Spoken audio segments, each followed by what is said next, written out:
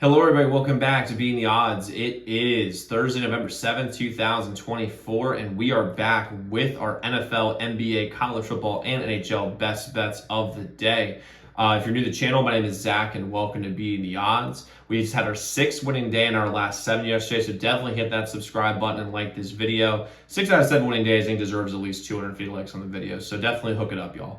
But let's recap yesterday's results. So yesterday we had a nice day. Like I said, we went 4-3. Best bets all hit. We had Rockets minus 6.5, easy dub. NIU money line, easy dub. Caps money line, really tight one, but a win nonetheless. And then Grizzlies money line was a nice little win for our war chest, and we had 76ers under 53 and over 6 that were losses. But 4-3, we'll take a 57% day every single day of the week because that's very, very profitable, especially with how we do our units. And like I said, guys, we have 6 plays for you guys here on the channel. And we do also have 3 members only best bets today. You can get those at zdmbets.com/picks. The website is linked in the comments below. And guys, with our membership for the next 3 days, all of our plays are 47% off with the code 47 at checkout. So using code 47, you get a 47% off all of our membership. Our members only best bets are hitting right now at a 62.3% rate for the year of 2024. So if you want to profit even more and save some money, by the way, 47% off. It's going to be until Saturday night. So take advantage of that in the link below. Like I said, click on it, take advantage of it now. Go keep making yourself more money. But let's get into the plays that we have today. Play number 1 I'm going to roll with is going to be Jamar Chase over 80.5 receiving yards in this game. First off, I think he's going to get a lot of targets with Higgins out. I mean, obviously. T. Higgins is a great receiver. With him not being there, they're going to throw it to him nonstop. And Jamar Chase is one of the best players in the entire NFL, best receivers in the NFL when it comes to yards after the catch. He is a monster at this, plus is just way stronger than he looks too. I mean, he is a very, very strong runner. He almost runs like a running back after he gets the ball.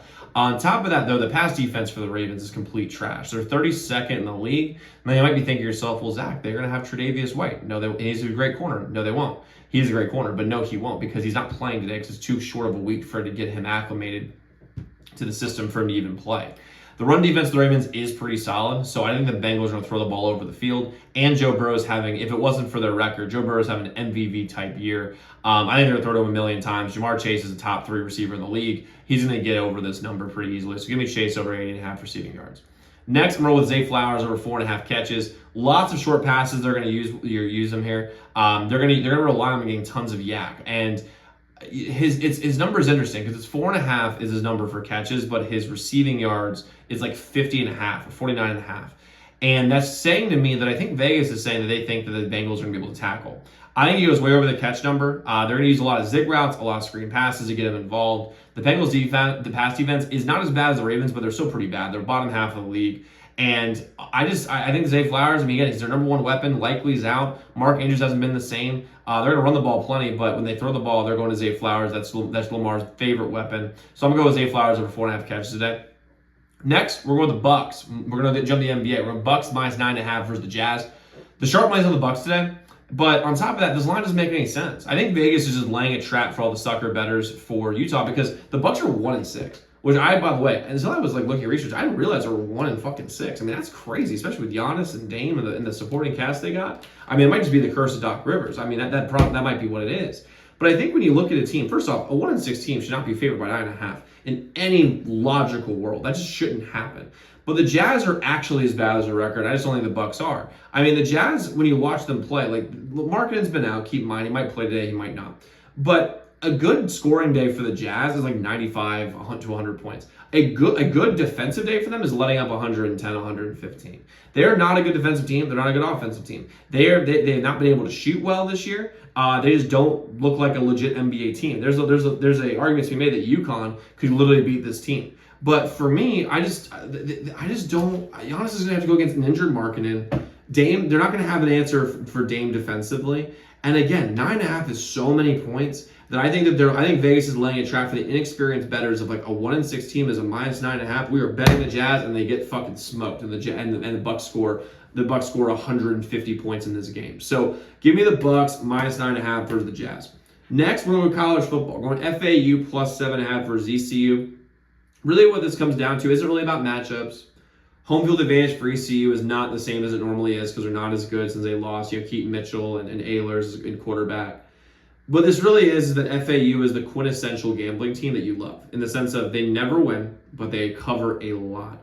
This team is a covering machine. I think they're 5-3 against the spread, but 2-6 record, which means they're going to keep this game close. I think ECU does pull it out because they are at home. However, FAU has a defense that's going to be able to hold ECU to low enough points where they keep this game close. Give me FAU plus 7.5 versus ECU today. Next, I'm going the under 6.5 Chicago and Dallas. Chicago's been under team this whole year. Dallas has one of the best defenses in the entire NHL. They back check unbelievably well. Offensively, Dallas is pretty good, but Chicago is actually a very solid defensive hockey team. And the goaltending for both of these guys are solid. The sharp money's on the under today as well. 40% of the bets, 44% of the money's on the under. So give me the under 6.5 Chicago and Dallas. And I'm going to go the over 5.5 in Minnesota and San Jose. Both these teams can score. The number is just too low. 5.5 is too low. On DraftKings, it's 6. On FanDuel, it's 5.5. 6, I really wouldn't touch it because, it doesn't really matter. But I like the over 5.5 Minnesota and San Jose. Minnesota's shown themselves able to score a lot this year. San Jose is that they've been up and down defensively and they've up and down offensively. This is one of those games where they're up offensively. So give me the over 5.5 Minnesota and San Jose here today. Now, like I said, guys, you have 3 members only best bets today. You can get this for 47% off using code 47 at zdmbets.com/picks. The website is linked in the pinned comment below, along with all of our records, along with everything else.